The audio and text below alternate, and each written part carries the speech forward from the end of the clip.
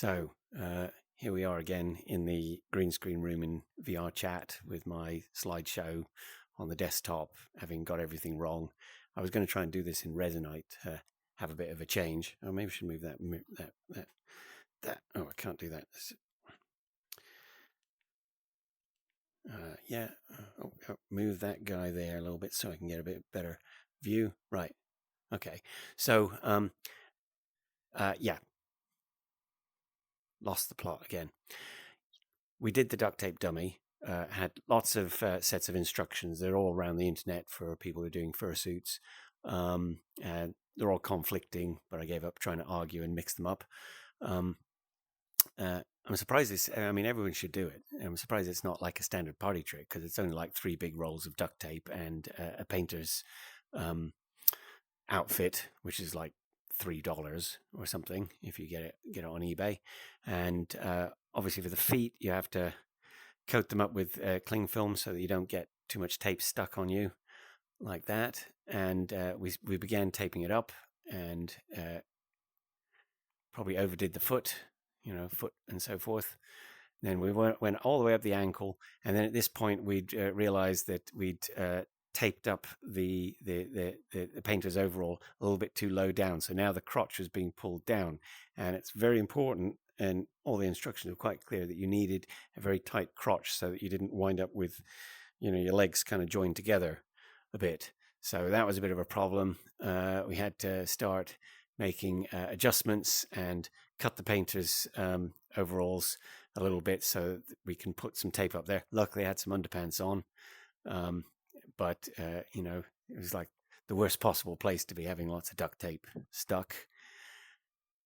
Things go wrong. But the thing is you need to put lots of tape, like pulling stuff up. Maybe that should have been done first to form a kind of a sit harness, climbing harness type affair, and then worked your way up all the way up to the waist, and then starting to be over the chest.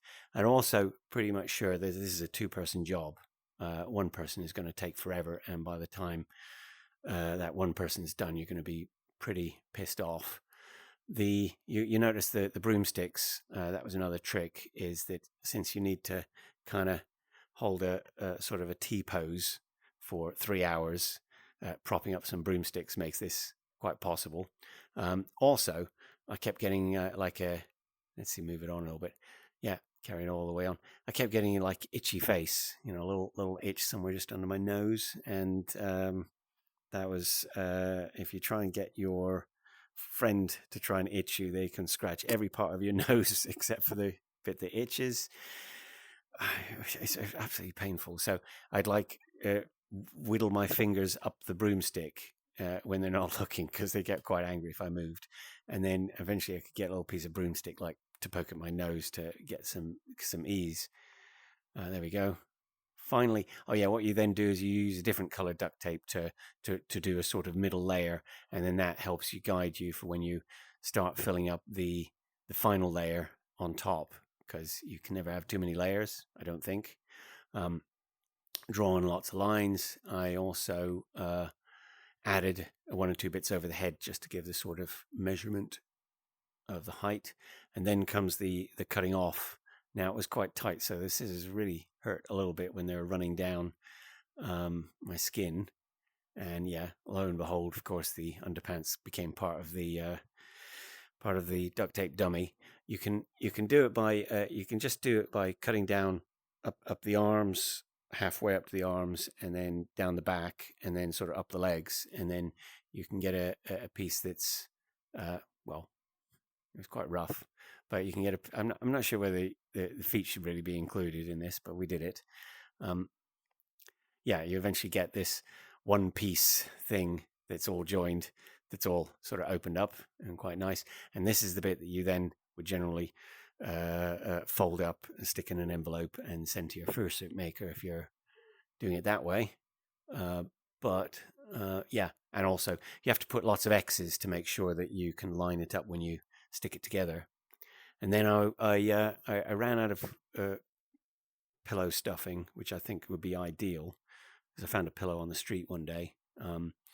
And I've got like tons and several square meters of this 2-inch foam, which I wanted to use for the fursuit making, for the CNC carving, and you'll see that in a later video, hopefully. But 2 inches turned out to be too high to carve, because the tool has to be too long, and also so I sorted that and made one. But then the sort of the shape and complexity in 2 inches versus 1 inch is a little too high to work. So although this was really good foam, I decided I was not going to be able to manage to use it. So cut it up into lots of little bricks and squeeze it in here, and I've now sort of hung it up sort of as my Christmas decorations this year. And then, I mean, this is kind of the motivation, is I've made this huge TPU main, and I've got nowhere to hang it really, and I could just make like Head and Shoulders, but you might as well just finish the job off. Like I say, I think this should be a standard party game, and then you'd have, because the outcome you could like fold up and put away and try it out later when you discovered that you're fatter or something. But it's I never knew this was a thing till this year, which is kind of shocking, because I used to make wetsuits and you have to keep trying them on to get the measurements right. But this would have worked. Oh, and then stuck my half head, which is 1.5% too large, because I've shrunk everything down a little bit in the model. And so that's now sitting in the corner of the room waiting to be worked on. That will be. I've got a lot of software to write for the carving. I was going to try and do it all in Blender now. I found it's got the features, and then you're going to see a lot of CNC milling when I can get around to it.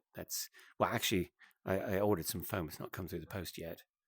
So after that, when I was trying to put my videos together, the great thing in VRChat is your friends can join you, like Hoxie did last week.